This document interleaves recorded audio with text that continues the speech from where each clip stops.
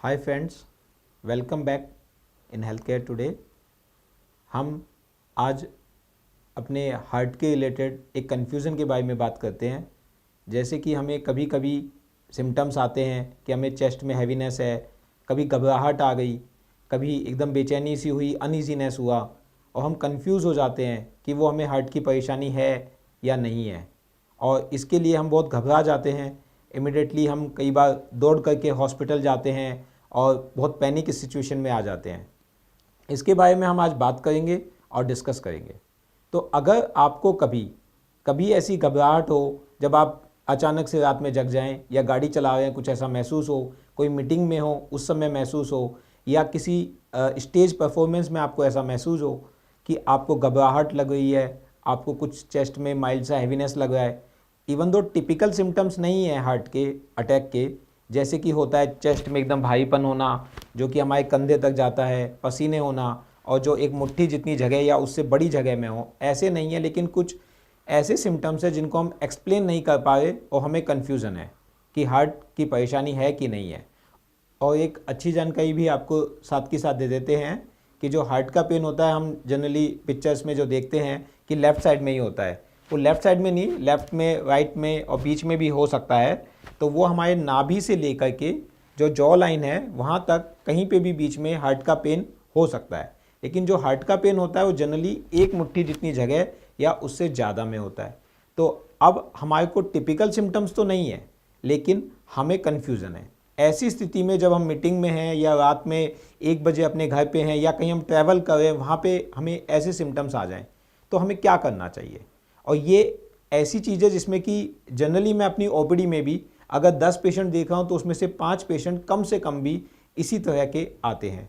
उस स्थिति में हमें सबसे पहले अपने आप को रिलैक्स करना है। आप जहाँ भी हैं वहाँ खड़े हुए हैं तो बैठ जाइए, अगर पॉसिबल है तो, नहीं तो बैठे रहिए और बैठ करके अपने आप से बात कीजिए और बोलिए कि मैं अपने माइंड को रिलैक्स कर रहा हूँ और अपनी बॉडी को भी रिलैक्स कर रहा हूँ।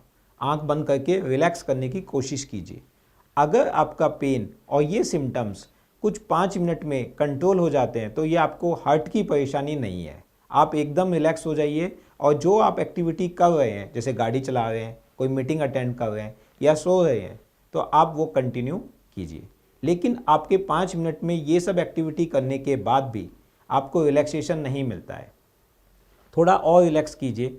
अगर ये 20 मिनट तक भी आपको आराम नहीं मिलता है तो आप डिस्प्रिन की आधी गोली जनरली हम लोग 1 गोली एडवाइस करते हैं, लेकिन यहाँ कन्फ्यूज़न है कि हार्ट की परेशानी है कि नहीं है।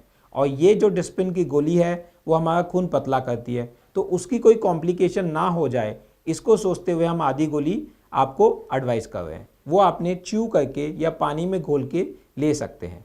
दोनों का इक्विवेलेंट इफेक्ट रहता है। कई बार हम गाड़ी में होते हैं, पानी नहीं होता है तो हम च्यू कर लेंगे, और अगर पानी अवेलेबल है तो पानी से लेने से मुंह में कड़वा टेस्ट नहीं आएगा, तो ये फ़ायदा है, हम उसको ले लेते हैं। अब लेने के बाद हम कोशिश करें कि नज़दीकी हॉस्पिटल जो भी मिले वहाँ चले जाएं और अपने डॉक्टर को दिखाएं।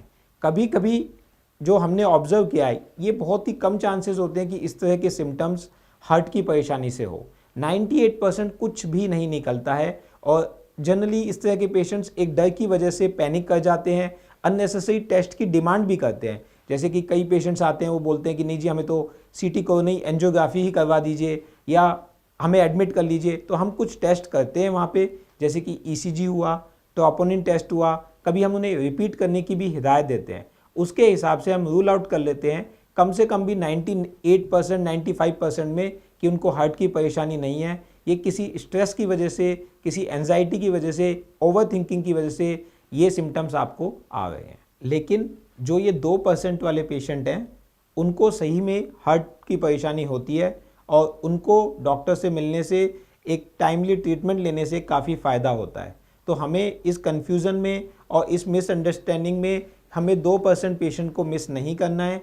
तो अगर कभी भी आपको 20 मिनट से ज़्यादा के सिम्टम्स हैं तो आप नज़दीकी हॉस्पिटल या नज़दीकी फिजिशियन से मिलें और अपना प्रॉपर उनकी सलाह को फॉलो करें। हम रखें आपका ख्याल।